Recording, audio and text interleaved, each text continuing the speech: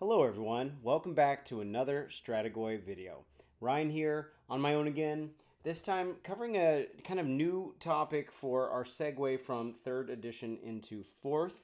It struck me a couple weeks ago maybe that with especially the influx of extra war scrolls we've seen either leaked or through official channels for Stormcast, Skaven, and now Lumineth, or maybe not necessarily in that order, that we've got enough information outside of just the faction focuses with those 3 factions to be able to do a bit of a more comprehensive comparison between the output portion of the war scrolls that we have seen from 3rd edition going into 4th. Now, naturally, there are new Skaven units and new Stormcast units that had never had a war scroll before, so that's not the kind of thing I'm talking about.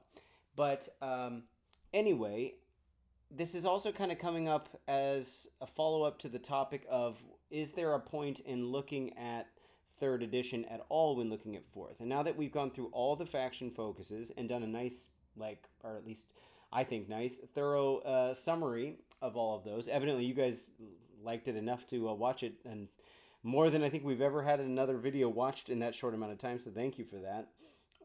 So hopefully we did something right there. But anyway, the idea with this is more kind of like, we can obviously, like in that last video, we tried to compare the only the new stuff with the new stuff for the most part. Granted, with limited knowledge, considering it was just faction focus, that amount of material that we got, like battle traits, a spell here or there, and a few units.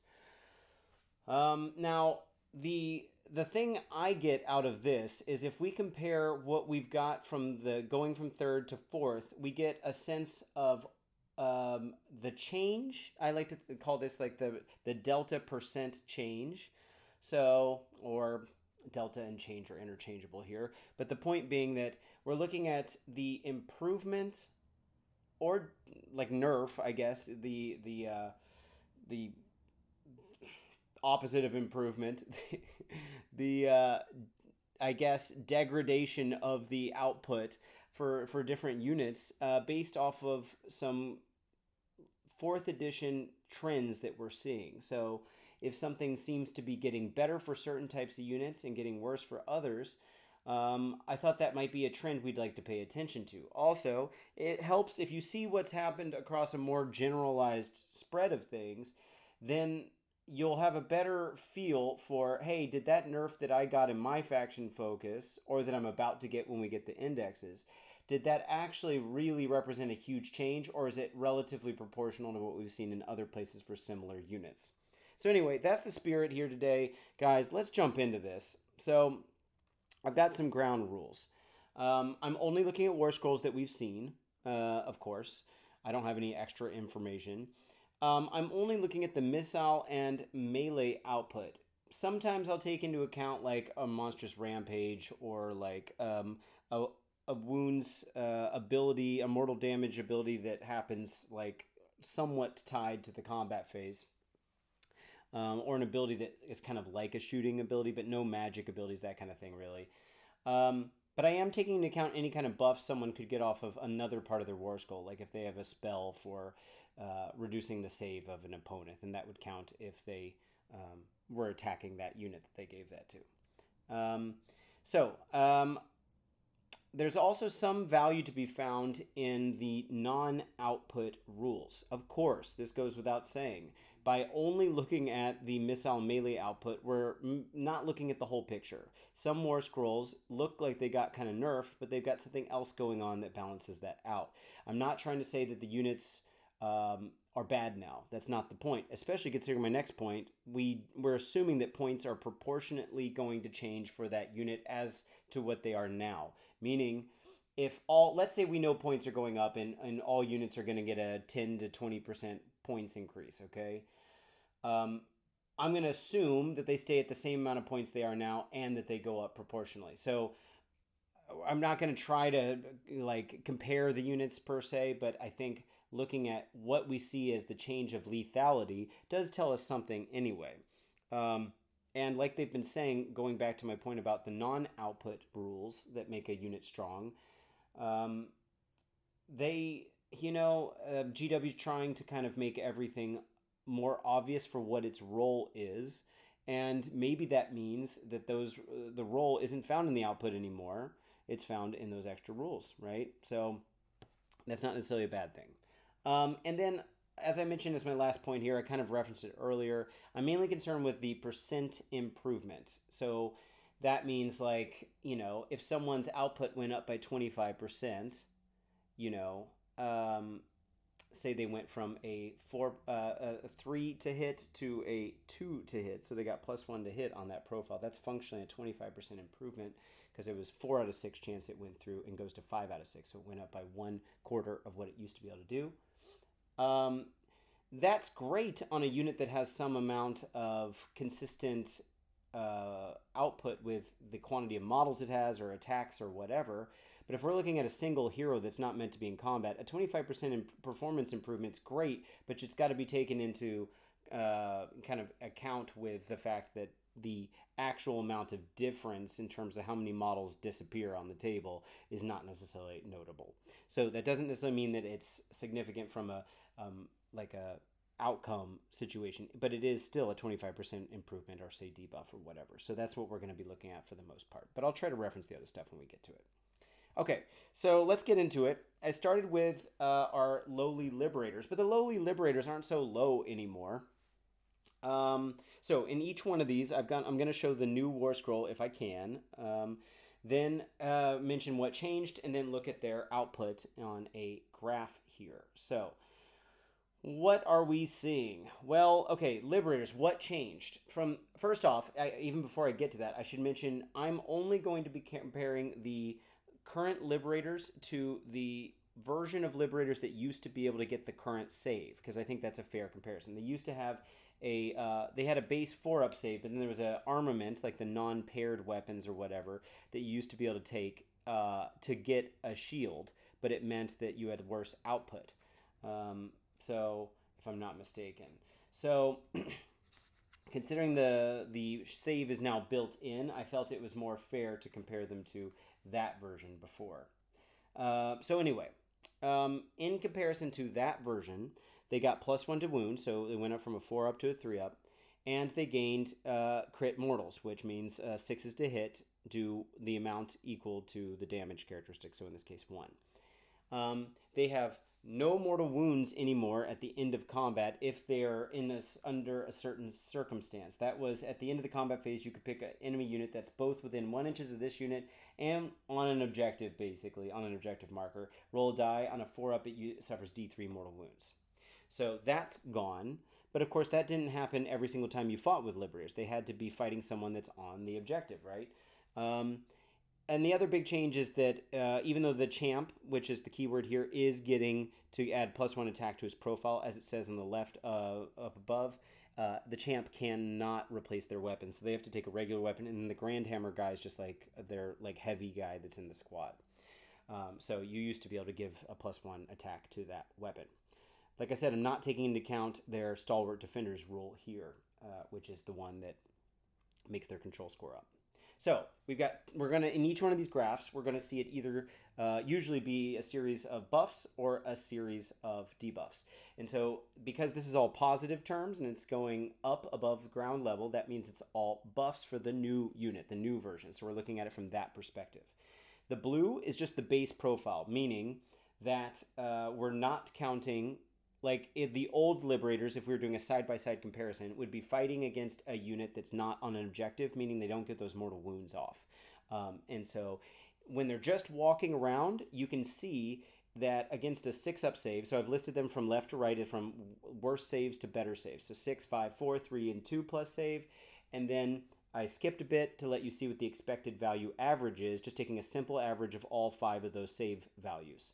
I know that in the real world, depending on your meta and which army you're playing against, you're not necessarily going to see an even distribution of those. But for right now, we're saying a 2+ save is about as common as a 6, a 5 is about as common as a 3, and a 4-up is the most common. Remember, save stacking doesn't exist quite like it was before. And all-out defense, though tempting, is taking away one of your precious CPs to do things like counter charge, magical intervention, power through, and covering fire. So there's a really good chance you're not going to be seeing as much +1 save anymore. So even though you might be saying, well, what if the distribution is mostly 4 ups, and then because they're using all out defense, they're going up to 3. I don't think we're going to be seeing it as much as we used to. So anyway, if you look at the blues, what you're seeing is as the save got better, as in they got to a better save for the enemy unit, our unit starts to extra outperform what Liberators used to be, going all the way up to more than 100% improvement, so more than double what they used to be.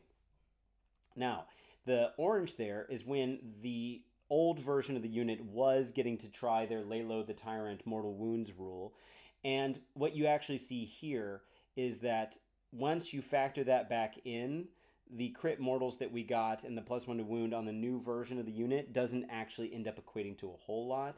Against a 2-up save, you're getting your best version, which is about a 30% improvement. But the rest is under 20%, and you can look at that expected value. Average is about a 10% improvement across all saves. So not that much, but what this tells me, so I think each one of these is going to tell a little bit of a story. What this is telling me is that Liberators are now freer to go kick ass without having to stick on the objectives and be defensive, which kind of makes sense. They're going to liberate people. They're not standing on objectives and trying to be, the shield wall that you've got. Even though, of course, stalwart defenders helps, but that lets them go take new objectives, perhaps. So maybe that's a mixed message, but it basically just means they're allowed to walk around more freely across the battlefield and still be good. Without having to rely on that mortal wounds thing to do a good chunk of the work. All right, let's move on.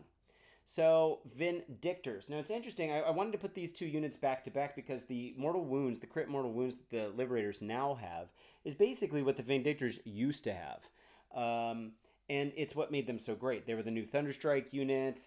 They had a standard bearer, which is kind of interesting for a Stormcast unit. They had a little bit longer range. Of course, range isn't really a thing. They had a built-in 3+ save. And so we're going to see an opposite story here. So what changed? Well, they basically traded their crit mortals that I just mentioned for an anti-charge +1 rend rule. So if they get charged, they're getting rend 2, which is kind of like mortals for units that, have bad saves, but not really. It just means you're getting through a little bit more reliably. But otherwise, the profile's the same. And they also have this ability to be able to strike first, which is cool. It's defensive. It lets them, the best defense is a good offense. So they're basically attacking first to try to make sure less attacks are coming through. But obviously against certain targets, that's not going to make enough of a dent. And then they're just, going to have to rely on that 3-up save. So what are we seeing here? The story we're telling here is inverted. The blue is just their base ability. So this is not getting charged. So when the new version is not getting charged compared to the old version just whenever. And you can see that at a 6+ save, they have the same output, which makes kind of makes sense, I guess. And then, it's not the same output. It's the same regardless of whether they get the rend. That's what I mean. So it's still a little bit worse than 11, than 10%. It's around 11% or so worse than it used to be. And it just keeps getting worse as the save value gets better. Why? Because they don't do mortal wounds anymore. So as the save gets worse, they're doing less output. Now, the anti-charge rend is kind of interesting because you see this little dip. This is the orange bar, that it actually goes to a 0% difference against a 5-up save, which is interesting because when they get that extra point of rend, it mathematically equates to what they used to be doing with crit mortals, which is kind of crazy. But then it starts getting worse again. And you can look at those expected value averages. So the blue, again, being when they didn't get charged, and the orange when they did. So I guess Vinctors have a role, but it's unfortunate because I like these models quite a lot, and I don't know what price point I'd want these guys to have, but I think these guys kind of swapped with the Liberators and became more of your sitting around trying to hold on objectives and try to deter people from charging in, and then maybe getting struck first. Anyway, there we go. That's the story with the Vinctors. Okay, so Prosecutors. These guys got a big glow up. The reason I've got the Spearhead Warscroll on the page here is because technically we got a leaked screenshot of something else, but I wanted to keep everything above water here. And do not get in trouble with GW if for some reason that would be a problem. So anyway, the Prosecutors Warscroll that we're seeing here is almost identical to what the real one is. The big change is that they got +1 damage on their melee weapons when they charge. So let's look at what changed. Basically, we used to have two different types of Prosecutors, hammers and javelins. Their roles weren't really obviously different. The hammers, I guess, were better in combat. The javelins were better with shooting. The hammers could only get a +1 save if they had the right shield situation, whereas the javelins always had a 3-up save. And that's basically what happened. I mean, they said, you know what, we don't need two of these units. Let's combine them and make them in melee basically hammers and shooting basically javelins with a few differences like the range and stuff. So because this is our first unit that has a melee profile and a missile profile, I've included all three on the chart here, but let's go through them in order. So the missile is the javelins. It's basically the javelins profile, but they have D3 damage now, which went up from 1, so that doubled their output. So if we look down at the chart, and doubling's not entirely fair because they used to have an elite weapon, which is my last thing here. Because you don't have an elite weapon anymore, and then I think the champ might have been able to take it, but if he wasn't, then it was still, you had an elite weapon that was putting out enough output, 1 out of every 3 models. So that's why it's not 100% improvement there. That swap made it only a 60% improvement, but you see across the whole profile, regardless of save, it's 60% better than it used to be with the shooting. And then when we look at melee, the hammers, it's basically the hammers profile, even though it's javelins, but also it was equivalent to the hammers with pairs, which was the thing you lost, where you lost the shield ability if you took pairs to get more output. And now they've got charge +1 damage, which is not seen on the Spearhead Warscroll, but is there. So if we look at the melee base, that's going to be not on the charge versus the old hammers. I'm not comparing it to the old javelins in this situation. Even against, and remember, you couldn't have gotten your cake and eaten it too back in the day. You had to go with one that was better in shooting or the other one not, or better in melee. And now you get both in one thing. So comparing it not on the charge to the better version, the melee version, it still comes out on top at around about a 10% improvement. Just across the board. And then if you do go on the charge, we're at 120% improvement. So that's 2 times plus some extra there, right, of what you're putting out. Pretty impressive. These guys can hit hard, and I'm curious what their price is going to be, especially considering they're just as tanky as the other guys were at 3-up save, 2 health, and they're fast. And the actual Warscroll has a 3d6 charge rule. So pretty psyched about these guys. Okay, so we're moving on to Annihilators with shields.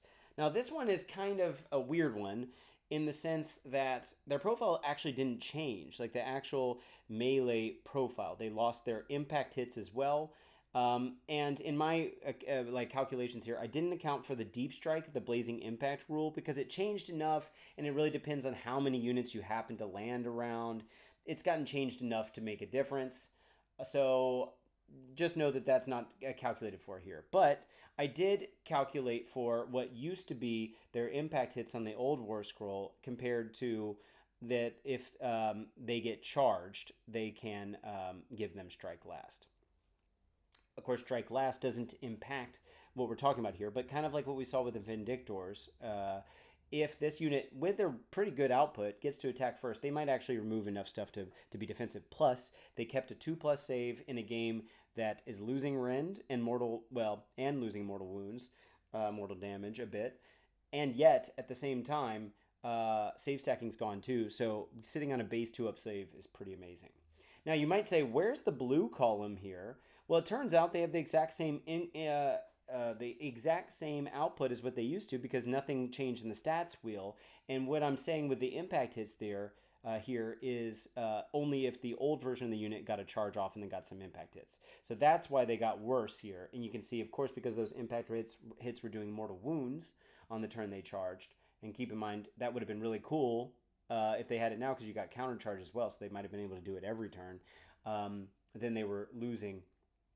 They were doing even more damage against better saves.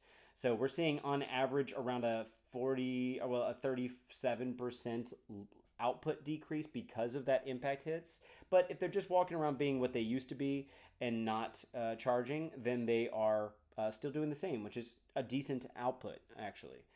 And of course, we might see those impact hits on the aggressive version of this unit, which goes back to my point about, that's the one with the Grand Hammers, about my point about them trying to diversify the units, give them specific rules and specific roles, So anyway, I wouldn't see this as a harsh debuff, especially considering the 2+ save and the output is still pretty good.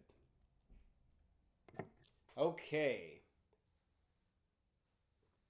Stormstrike Chariot. Now, this thing, I've changed my mind about this thing because I did the math on it.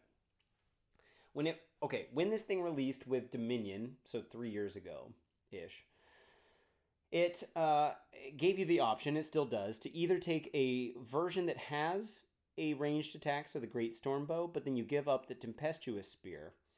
And then the other version didn't have the bow at all, and then had Axe, Spear, and the Griff Charger's beaks. So it had all three of them.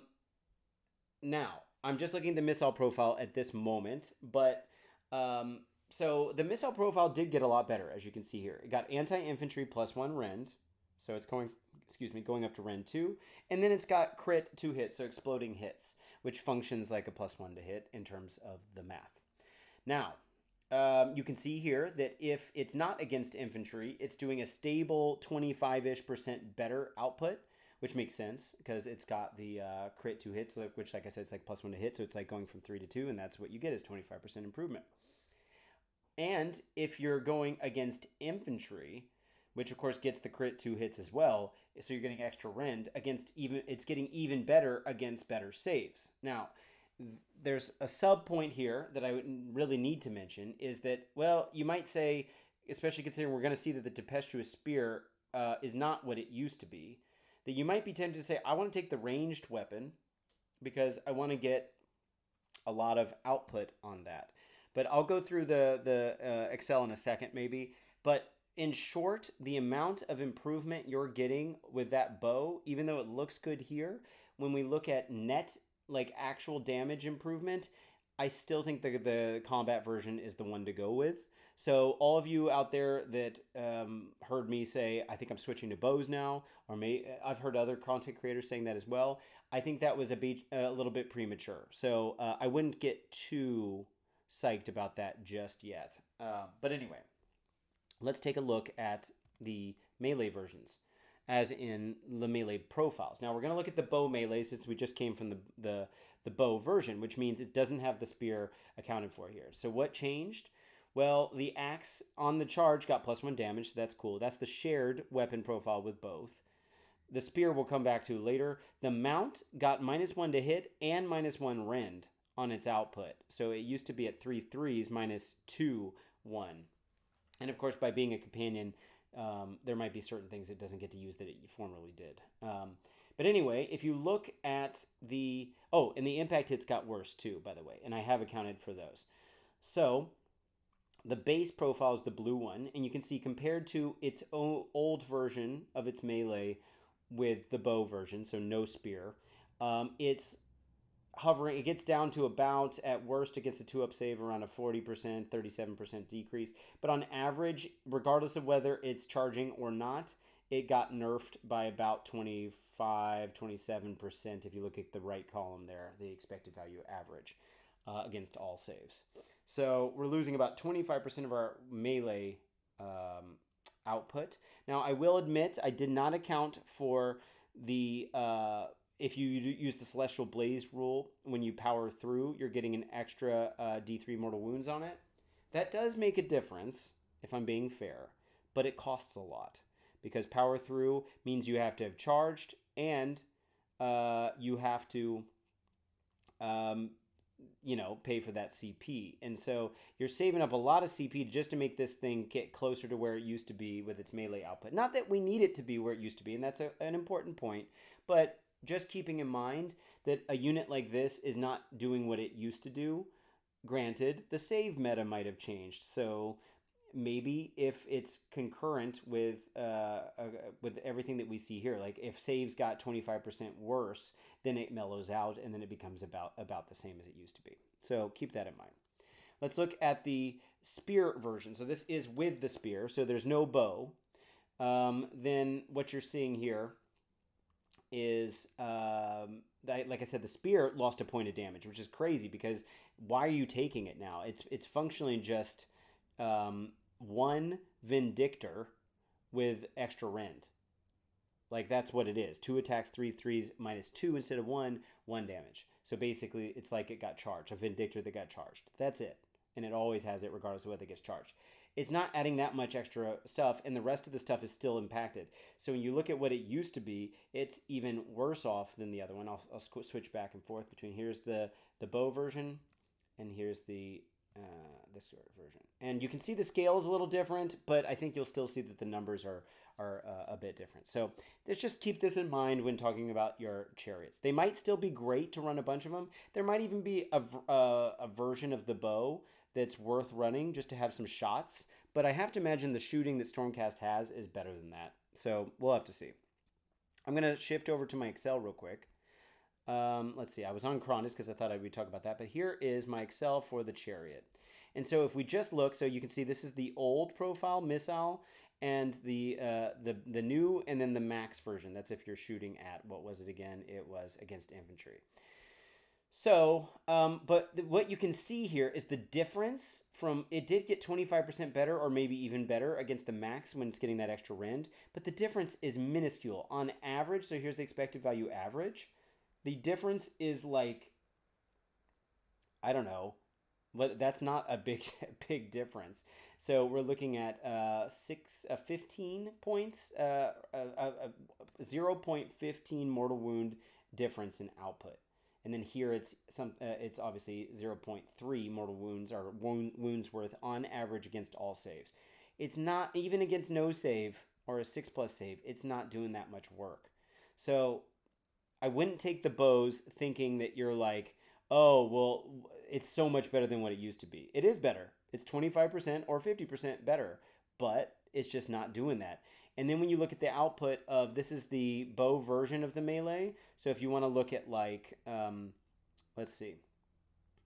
This is the total for the max, like when it's on the charge. And we just look at the normal amount. So against a 4-up save, it's doing 2, or we can just look at the expected value average. That's fine.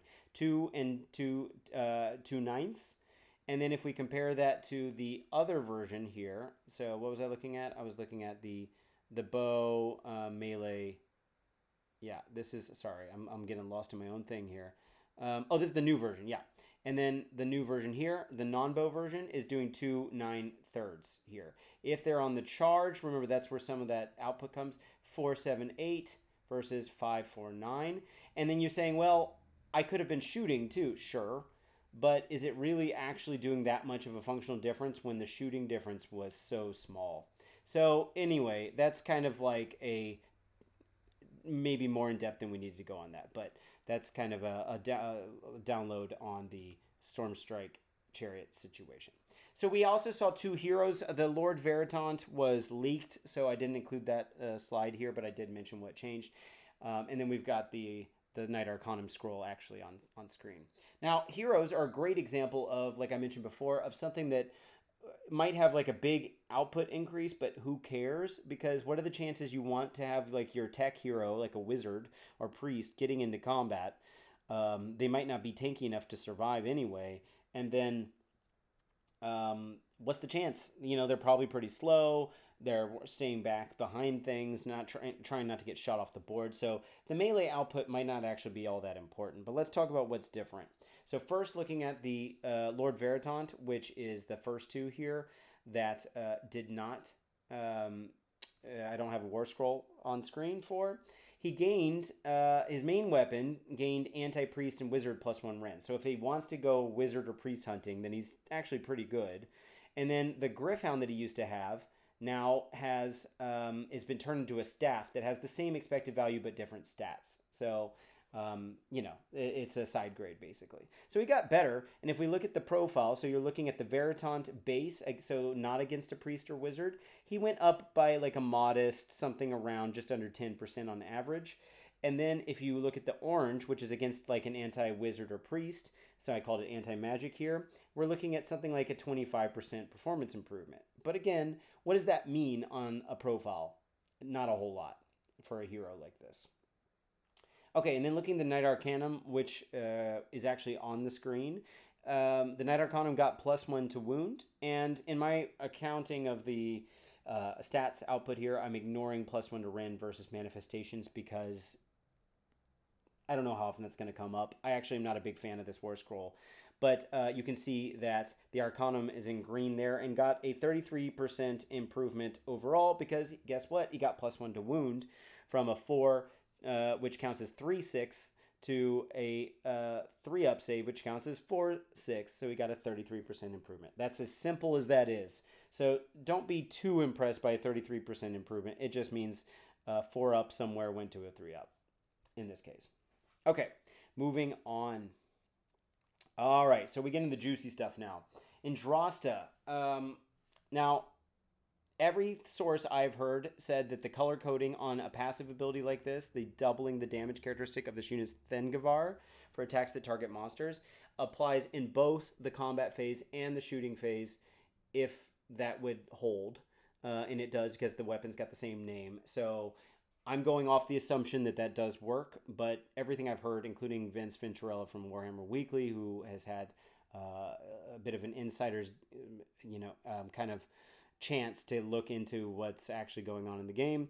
Evidently, that's how that's actually going to be ruled. But anyway, so we're just looking at the missile profile for right now. Thengavar has got -1 to hit, used to be on a 2-up, but its D6 variable damage got straightened out to just a flat 4, and then against a monster, it's getting +1 rend, as you see on the ability, but then it's also getting double the damage. And so if we look down at the profile here, this is the first one we've seen that goes down or up. So the base, meaning compared to what it used to be, if it's not against a monster, is doing actually a tiny bit worse than it used to be, maybe around 10%, 7%, something like that. But all the orange is against a monster. So if you're throwing this thing at that monster before you charge in for combat, you're going to do some relatively serious work for a missile profile. It gets a 2-up save at 140, maybe 43 or so % better than what it used to be. So pretty impressive. And average is more than double of what it used to be, regarded at all saves averaged out. Now, unfortunately, you can't shoot in combat with that weapon, so you're going to need to throw it before charging in, or hope you kill the monster and then get to shoot again next turn. Maybe you could also shoot it as a covering fire at a monster that's about to charge you or something. But I think people playing with monsters will be very scared of Andrasta just because of how much work she can do. Now let's move on to the melee. So similar story. The blade here. So Thengavar is new. It's just a whole new profile. And the blade doesn't even compensate for that by getting toned down because the blade got +1 attack. It did get a little toned down, -1 to wound, but I can tell you right now, +1 attack goes a lot further than -1 to wound many times. But in any case, she got a whole new profile that also gets +1 rend against monsters and, of course, gets double damage, so it goes up to 6. So here we see it against, in blue, we see the base output is flat 60%-ish improvement, maybe 63% improvement. And then against a monster is hovering at least 120% better, if not up to about 165 or so. On average, we're looking at about 140% improvement when against a monster. So Andrasta got a big glow up. So when we talk about things getting nerfed or buffed, it goes both directions. I think that's kind of a story we're seeing here in terms of output. And she lost a lot of her tech stuff, but now she got focused into monster killer role. And it's still pretty tanky. I mean, 5-up ward is a little worse than it used to be. Obviously, it used to be a 4-up. It's kept the 3-up save. The health, I think, is the same. The range of the weapon got shortened a little bit. Doesn't bring back models anymore. Doesn't have a battle shock immunity kind of thing that was going on. But, and can keep your guys from that. What replaces kind of keeping your guys from getting negative modifier with their control scores. But otherwise, this unit is very much a kill unit. So hence why I picked this unit as the cover for the thumbnail for the video today. Okay, last but not least is Kondis. So we're going to look at his missile profile first. You can see on the Warscroll, the new Warscroll, that his missile profile is now a regular shot with a attack to hit, wound, and all that. But it used to be you just rolled one die, and so this is where under what changed here. It used to make mortal wounds, so it was one mortal wound on 1 to 2, D3 mortal wounds on 3 to 4, and D6 on 5 to 6, which is kind of like what the dragons have, but I think a little bit better because it does something even if you roll low. So anyway. So the missile profile is now just a normal 1 attack, 2s to hit, 3s to wound, -2, D3 plus 3 damage, and it can shoot in combat, which of course is really nice now. Now, sorry for the way it's formatted here with the 6 plus 5 plus 4 plus, all that kind of getting in the way of things. I couldn't figure out how to make that look better in Excel. Tried a few things, but it didn't work out. So the base is, if we're just looking at the old Mortal Wounds version against the new regular profile, and so you see that the regular profile is better against a 6, 5, or 4 up save, but then starts getting worse against a 3 or a 2. Why? Because it used to do mortal wounds, and when you only have -2 rend, it starts to eventually become a problem, especially against that 2 up save, where it's like about 35% worse. On average, though, the blue, you can see that it's around a 3% improvement against all saves evenly. But if you get the spell off, now Kondis has a similar spell to what Kondis used to have, which can subtract 1 from save rolls for the target. And say that you targeted that unit you're about to shoot at. Before that, even though Kondis always had that ability before, so it wouldn't have made any difference in my calculations here. It just would have changed the graphic a little bit. No, I think it would have stayed the same proportions. It used to do mortal wounds, and now making their save worse does in fact make a difference. So it's basically going up to rend 3 functionally there. And so what that looks like is the orange bars. So even against the 3 up save, the new version's better as long as you get the spell off on the target that you're trying to shoot, and it's only worse against the 2, but marginally so. So the expected value average is hovering around a 15%. So kind of interesting. Now, Kondis gets more complicated. So we're going to look at melee, but we're going to look at melee in kind of a different way than we've looked at things before. I'm not going to count the -1 save because they had the spell was available for the melee attacks before, and they had the same rend characteristic before. So we're just going to assume all things being equal. Except for the Apex Maw now has anti-infantry +1 rend and got +1 damage. But when it brackets to half of its output, which it used to get bracketed on its to wound roll or something like that before. So it was more forgiving, but you're losing 50% of your output for hitting 10 wounds or more on Kondis. Now, the Talons we'll get to in a minute, okay? So I just talked about those first 2 bullet points. So let's look at the Maw down below. Now, again, it got anti-infantry +1 rend. So in blue, it's hovering at the whole time 33% better because it got the way it worked out here with the +1 damage just works out that way. And so it's 33% better than what it used to do, assuming that it's not infantry. If it is infantry, the rend kicks in, and then it starts skyrocketing, especially against infantry with good saves. Getting up to an average of about 50% better. So cool. That's nice to know. Let's move on to, and by the way, that was on the top bracket. That was assuming neither version of Kondis, old or new, was bracketed. So now we're looking at Kondis, the Maw again, just looking at the Maw, but now we're looking at average over the new lifespan. So I need to explain this for a second because the old bracketing was a 4-tiered bracket that was based off of how Kondis experienced the bracketing through its 18 wounds worth, okay? Now, Kondis has +2 wounds, which means what I did is I ended up comparing, kind of weighted everything based off the output at each bracket, weighted by what proportion of the total amount of wounds that Kondis has were on that profile. So for this, it's real easy.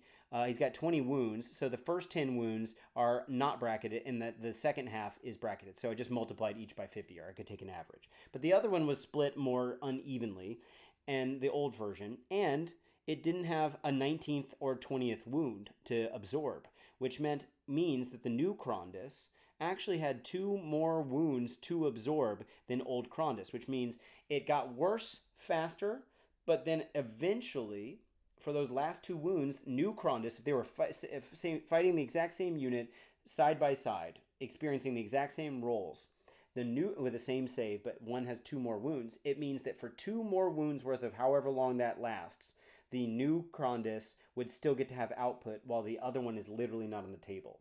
So I bracket it based off of that comparison on a 20 wounds life cycle. And so if we look at the average over the lifespan here, we see that looking at the base version, it stays flat at about a 24% improvement maybe.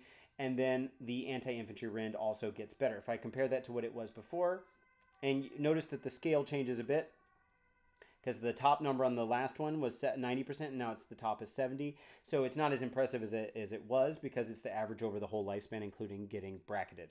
But the story is the Maw, even when averaged out over the lifespan, still has more output on every single save than the old version. But that's only looking at the Maw, and there's more to take into consideration. So we got the Talons. Oh, so here, let's go back. So I didn't have a graphic for the Talons. The reason I didn't is because it stays the same with its double attacks. So it went from 3 attacks to 6 and +1 to wound. It ends up having a 150% performance improvement across the whole thing. So I just didn't think that was that interesting to put on the chart. So I didn't. But now let's get to the tail. So Kondis lost the tail. And what I did is, it's a long story, too long, didn't read.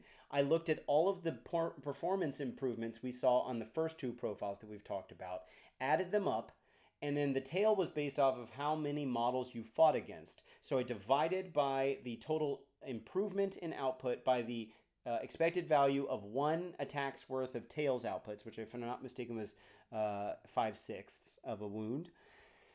And taking that into account, asked myself, how many models would you have to be fighting now to make it so that the new Kondis is actually worse, considering that it lost all of its tail attacks but got better in other places? So if you're on the top bracket and you're without the anti-infantry, you're worse versus a cavalry unit implicitly, because the tail needed to fight against a certain number of models in a unit to get those extra attacks. So if you're fighting against a monster that's 1 model and the tail wasn't better, it was 1 attack.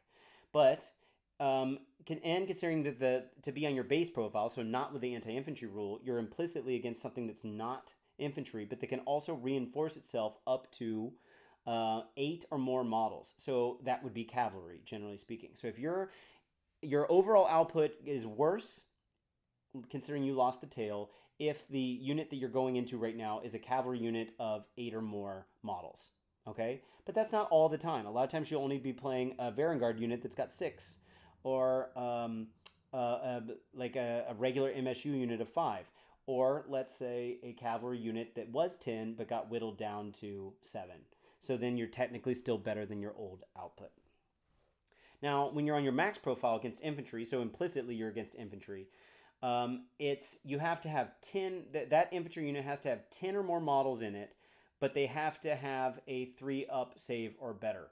Now, if the infantry unit's got a 6-up save and it's got less models in it, then it's worse as well. But against the higher save things, you're actually better off now in that situation, as long as you're not going up against an infantry unit with a 3 or plus or better save, so 3 plus or 2 plus, that's got 10 or plus models. And of course, that's pretty rare. Now, there are units that have 3-up saves, like the Stormcast guys, but how often are you going to see 10 or more of them? If you've taken 1 off the table, then we're going back down to being a little bit better. Hopefully, you guys are able to follow what I'm talking about here. If not, this at least is the last point for this the video. Now, the other 2 circumstances are if we're looking at the average over the whole lifespan, not against infantry. It's the same idea, but the cavalry unit only has to be 6 strong for it to be worse now. And then average max, so against infantry, that infantry unit has to be 8 or more at a 3+ save, so that, which is kind of uncommon but can happen, or 9 or more models at a 2-up save. That's ultra rare. We're not going to see it all that often. So that would mean in that circumstance, over the average lifespan, that you're actually performing better than the old Kondis against like infantry a good chunk of the time. So that's the takeaway here. That was the most in the weeds, But I hopefully you guys got something out of that. All right, so that's it. The next video I'm planning to do is Skaven, because that was the next big release we got from a faction focus. But Lumineth is the wild card here because, of course, with the stream of that one game that got played, yeah, we have access to more Warscrolls than most of the other armies. So, and I'll round out on that. Now, at the end of the series, if the indexes still haven't come out yet, I will maybe entertain the idea of throwing in some random Warscrolls from different armies. So if you guys have any that we saw in the faction focus, so if you have any Warscrolls in particular you'd like to see comparisons for, let me know, and I'm happy to math them up for you. Anyway, until next time, guys, feel free to hit us up in the what's it called, the all the good YouTube stuff with like, sharing, and subscribing, but also in the Discord. But we're almost at 3,000 subscribers because of the big push we've had recently. So thank you so much to everyone. Keep the buzz going, and let's get hyped for 4th edition. All right, until next time, Ryan out.